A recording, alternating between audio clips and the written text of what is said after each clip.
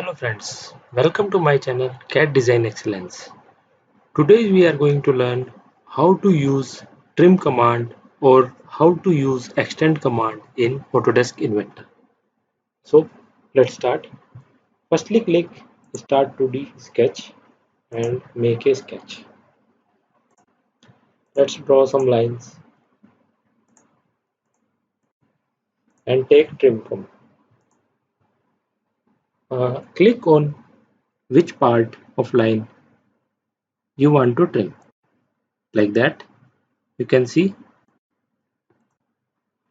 line is trimmed for nearest intersecting point. Okay, next is extend command.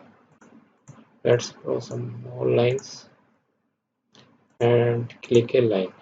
Okay, now go to extend command and click.